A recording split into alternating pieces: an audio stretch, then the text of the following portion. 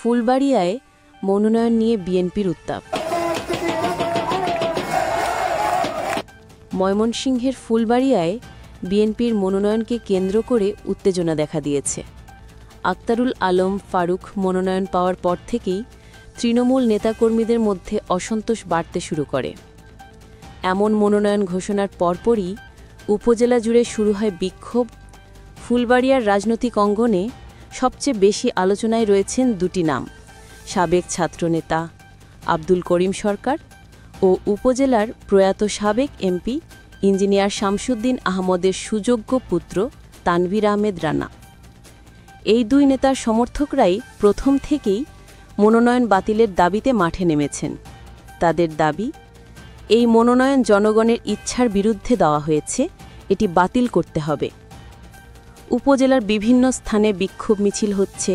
নারী, যুবক, প্রবীণসহ হাজারো বিএনপি নেতাকর্মী এসব মিছিলে অংশ নিচ্ছেন।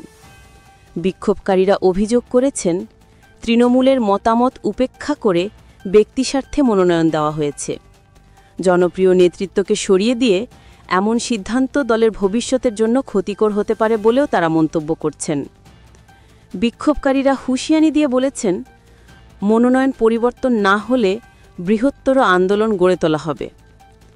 বর্তমানে পুরো উপজেলা জুড়েই আলোচনা, আসলেও কি বিএনপি এই মনোনয়ন পরিবর্তন করবে, নাকি তৃণমূলের এই বিক্ষোভ চলতেই থাকবে?